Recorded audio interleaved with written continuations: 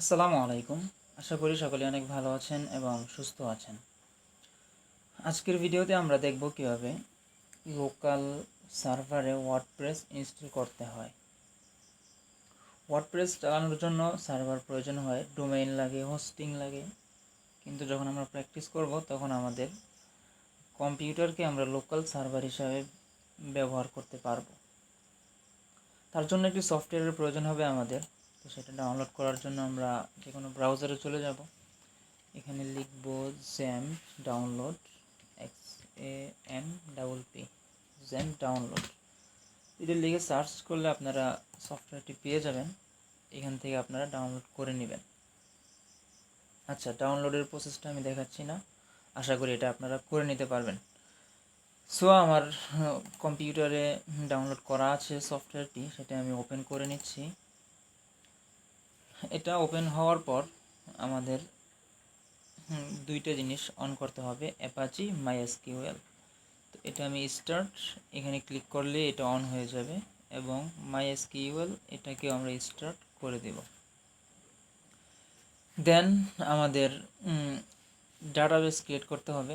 তার জন্য আমাদের এখানে অ্যাডমিন, এখানে ক্লিক করব।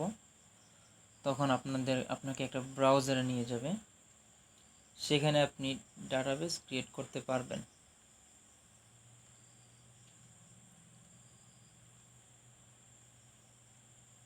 লোকাল হোস্ট পিএইচপি মাই অ্যাডমিন এখানে আমাদেরকে নিয়ে আসলো। ড্যাশবোর্ড লোড হয়ে গেছে। এখন এখানে আমরা ডাটাবেস ক্রিয়েট করব। এখানে দেখেন ডাটাবেস, এখানে আমরা ক্লিক করে দিব। এখন এখানে ডাটাবেসের নাম দিতে হবে। এখানে দিলাম ওয়ার্ডপ্রেস লার্নিং।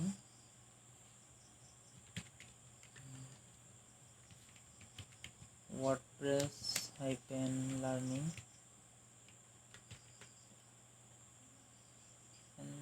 ING। তো ওয়ার্ডপ্রেস লার্নিং নামে আমরা একটা ডাটাবেস ক্রিয়েট করতে যাচ্ছি। অলরেডি ক্রিয়েট হয়ে গেছে। ডাটাবেস ক্রিয়েট করার পরে এখন আমরা হোমে ক্লিক করব, পিএইচপি মাই অ্যাডমিনের হোমে। তারপর এখানে আমরা দেখতে পাবো ইউজার অ্যাকাউন্টস, এখানে ক্লিক করব। তারপর নিচে চলে আসবো, এখানে অ্যাড ইউজার অ্যাকাউন্ট, এখানে ক্লিক করব। তো এখানে আমাদের একটা ইউজার অ্যাকাউন্ট তৈরি করতে হবে। তার জন্য আমরা এখানে এই ফর্মগুলো ফিল আপ করতে হবে। আচ্ছা, এখানে ইউজার নেম অবশ্যই আমরা ওয়ার্ডপ্রেস লার্নিং দেব, ওয়ার্ডপ্রেস লার্নিং। হোস্ট নেম এটা অবশ্যই লোকাল হোস্ট এবং একটা পাসওয়ার্ডটা আমরা দিয়ে দিলাম 1 2 3 4 1 2 3 4, তারপরে দিলাম ASD। আচ্ছা, যে কোনো একটা দিলেই হবে। তো এই পাসওয়ার্ডটা আমি কপি করলাম, কনফার্ম পাসওয়ার্ডে এইটাই পেস্ট করে দিলাম। তো 1 2 3 4 ASD। আচ্ছা, তো এখানে আমরা চেক অল, এখানে ক্লিক করে দিব। তারপর আমরা নিচে চলে আসবো গো। তো আমাদের এখানে অল কমপ্লিট। এখন আমরা গোতে ক্লিক করে দেব। তো আমাদের একটা account, you have added a new user, একটা অ্যাকাউন্ট তৈরি হয়ে গেছে। এখন আমাদেরকে ওয়ার্ডপ্রেসটা ডাউনলোড করে ইনস্টল করতে হবে। তার জন্য আমরা এখানে ওয়ার্ডপ্রেস ডাউনলোড, ব্রাউজারে গিয়ে ওয়ার্ডপ্রেস ডাউনলোড এখানে ক্লিক করব। না, এটা না, একটু নিচে যাই। এই যে wordpress.org, এই ওয়েবসাইটে গেলে আমরা ওয়ার্ডপ্রেসটা ডাউনলোড করতে পারবো। এখানে গেট ওয়ার্ডপ্রেস নামে একটা বাটন দেখতে পাচ্ছেন, এখানে ক্লিক করবেন। এখানে না, এই যে এখানে ডাউনলোড ওয়ার্ডপ্রেস 6.5.4, এখানে ক্লিক করার সাথে সাথে একটা জিপ ফাইল ডাউনলোড হয়ে যাবে। যে ডাউনলোড হচ্ছে 25 MB ফাইল এটা। এটা ডাউনলোড হোক। এখন আমাদের কাজ হচ্ছে htdocs। আমরা এখানে এটা হচ্ছে জ্যাম জ্যাম সফটওয়্যারের কন্ট্রোল প্যানেল। তো এখান থেকে আমরা এক্সপ্লোরারে ক্লিক করব। তো এখানে htdocs নামে একটা ফোল্ডার আপনারা পাবেন, এই যে htdocs। তো এখানে এন্টার করার পর আবার দেখেন জ্যাম, সেখান থেকে অনেকগুলো ফাইল পাবেন, সেখান থেকে htdocs নামে একটা ফোল্ডার আছে, সেটা খুঁজে বের করবেন এবং সেখানে ক্লিক করবেন। আসার পরে এখানে আমাদের একটা ফোল্ডার তৈরি করতে হবে, এই ফোল্ডার। তো এটা আমরা কি দিতে পারি, ওয়ার্ডপ্রেস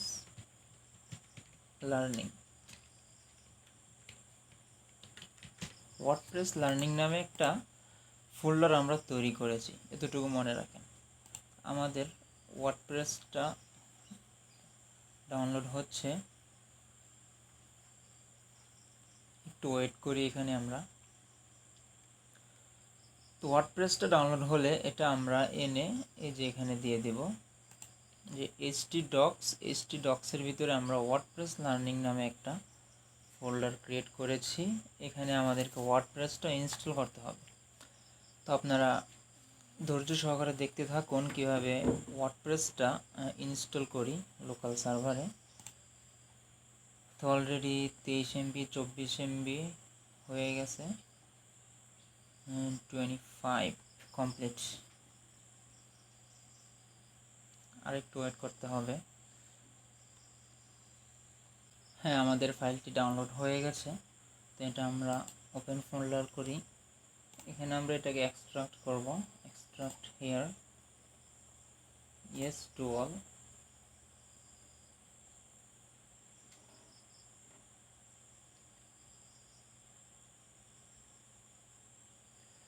তো ওয়ার্ডপ্রেসটা এক্সট্রাক্ট করার পরে আমরা কি পেলাম, এই যে ওয়ার্ডপ্রেস নামে একটা ফোল্ডার পাইলাম।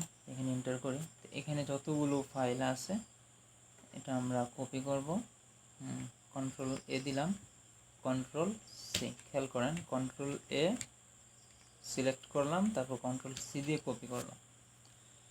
এবং এটা আমাদের কোথায় দিতে হবে, সেই htdocs ফোল্ডারে ওয়ার্ডপ্রেস লার্নিং নামে একটা ফোল্ডার তৈরি করেছি, এখানে আমাদের এন্টার করতে হবে।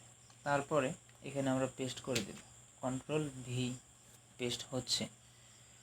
তো ওয়ার্ডপ্রেস ডাউনলোড করার পর আমরা সেখান থেকে যে ফাইলগুলো পেলাম সেগুলো htdocs-এ একটা ফোল্ডার তৈরি করেছি এবং সেখানে পেস্ট করে দিতেছি। পেস্ট হচ্ছে অলরেডি, যে পেস্ট হয়ে গেছে। তো আমাদের কাজ শেষ, ওয়ার্ডপ্রেস ডাউনলোডের ইনস্টল করা হয়ে গেছে লোকাল সার্ভারে। এখন আরও কিছু কাজ বাকি আছে, সেটা স্টেপ বাই স্টেপ ফলো করেন। তারপর আমরা ডাটাবেস যেখানে ক্রিয়েট করেছিলাম সেখানে একটু যাই। এখানে ডাটাবেস ক্রিয়েট করেছিলাম পাসওয়ার্ড ইউজার নেম দিয়ে। এখন আমাদের কাজ হচ্ছে wp config, এই যে একটা ফোল্ডার দেখতে পাচ্ছেন, এখানে আমাদের এন্টার করতে হবে। তো এখানে ডাবল ক্লিক করে করলাম, এখানে এটা নোটপ্যাড ওপেন হয়েছে। তো এখানে আমাদের ডাটাবেসের ইউজার নেম পাসওয়ার্ড এগুলো দিয়ে দিতে হবে। এই যে এখানে দেখেন DB user, DB name, DB মেন database, DB password. DB name এখানে আমরা ডাটাবেসের যে নামটা দিয়েছিলাম সেটা এখানে দিব, ওয়ার্ডপ্রেস লার্নিং, এই নামে আমরা ডাটাবেস তৈরি করেছিলাম। ওয়ার্ডপ্রেস লার্নিং, স্পেলিং মিস্টেক যাতে না হয় খেয়াল করবেন। এখানে আমরা ইউজার নেম দিব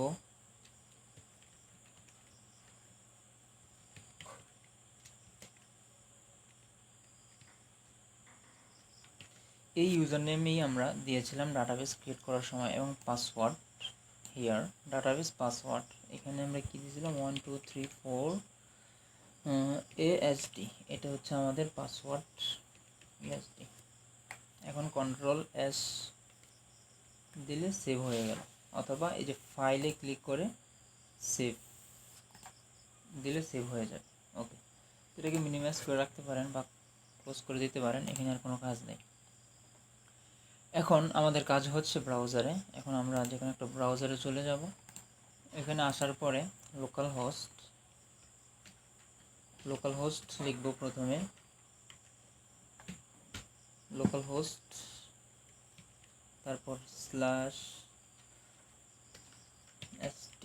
লোকাল হোস্ট স্ল্যাশ তারপর আমাদের এখানে যে ফোল্ডারটা তৈরি করেছিলাম htdocs যে ওয়ার্ডপ্রেস লার্নিং নামে, এই ফোল্ডারটা আমরা কপি করব, অথবা টাইপ করলেও হতো। আমি কপি করলাম, তো এখানে পেস্ট করে দেব। এখন আমরা ইন্টার চাপব। এখন দেখবেন ওয়ার্ডপ্রেস ইনস্টল করা, ইনস্টলেশনের যে প্রসেসটা সেটা আমরা এখন পেয়ে যাব।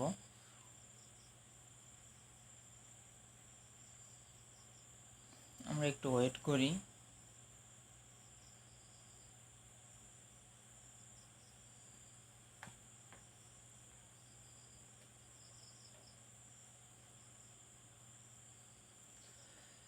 দেখতেই পাচ্ছেন আমাদের ওয়ার্ডপ্রেসের ইনস্টলেশনের প্রসেস চলে এসেছে। এখন এখানে ল্যাঙ্গুয়েজ সিলেক্ট করার জন্য বলতেছে, অবশ্যই ইংলিশ, ইউনাইটেড স্টেটস এটাই থাকবে। কন্টিনিউ, লেটস গো, তারপর এখানে database name WordPress,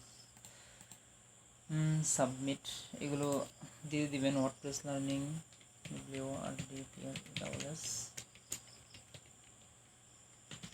WordPress learning user name এটাই, পাসওয়ার্ড এখানে আবার আলাদা পাসওয়ার্ড দিতে পারেন, 1234 ASD এটা দিতে পারেন, বা আলাদা যে কোনো পাসওয়ার্ড দিতে পারেন, সমস্যা নেই। না, এই পাসওয়ার্ডটি হয়তো দিতে হবে। আচ্ছা, যাই হোক, দিয়ে দিলাম। তো এখানে submit, save, run the installation এখানে ক্লিক করব। এখানে ক্লিক করার পরে আপনাদের সাইটের টাইটেলটা দিতে হবে। হ্যাঁ, অবশ্যই পিছনে যে পাসওয়ার্ডটা দিয়েছিলাম সেটা ওই ডাটাবেজের পাসওয়ার্ডই হতে হবে। সাইট টাইটেল আপনার ওয়েবসাইটের কী নাম দিতে চান সেটা এখানে দিবেন। আমি ওয়ার্ডপ্রেস লার্নিং, ইউজার নেম আপনার ওয়েবসাইটে কীভাবে লগ ইন করবেন সেই লগ ইন ইউজার নেম এখানে আপনাকে দিতে হবে।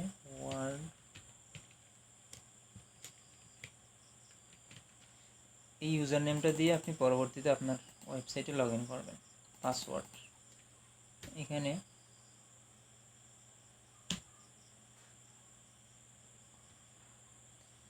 পাসওয়ার্ড দিবেন আপনার ইচ্ছা মতো। আমি ওয়ার্ডপ্রেস দিলাম, বা অ্যাডমিন, এই পাসওয়ার্ডটা দিলাম, 23 দিলাম, অ্যাডমিন 23। তো এই ইউজার নেম এবং পাসওয়ার্ড দিয়ে পরবর্তীতে আপনাদেরকে লগ ইন করতে হবে আপনার ওয়েবসাইটে। কনফার্ম পাসওয়ার্ড, ইমেল, যে কোনো একটা ইমেল আপনারা এখানে দিবেন। নিচে বলতেছে double check your email address before continue. তো আমি একটা ভ্যালিড ইমেইলে দিচ্ছি এখানে।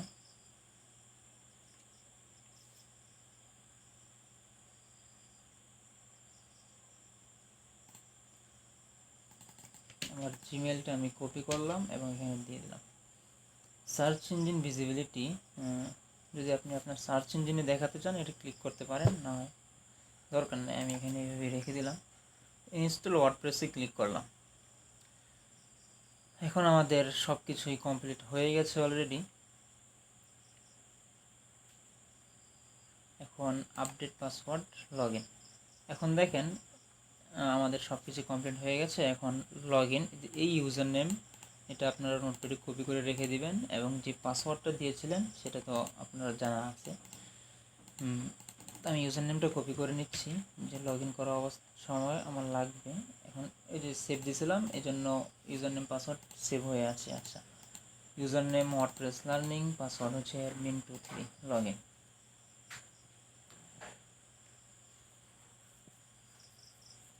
আমাদের ওয়ার্ডপ্রেসের ড্যাশবোর্ড আমরা পেয়ে গেলাম। তো এই যে ওয়ার্ডপ্রেস, এটা চলার জন্য সার্ভার প্রয়োজন হয়। এখন এই ওয়ার্ডপ্রেসটা আমরা আমাদের কম্পিউটারকে সার্ভার বানিয়ে এখানে রান করলাম।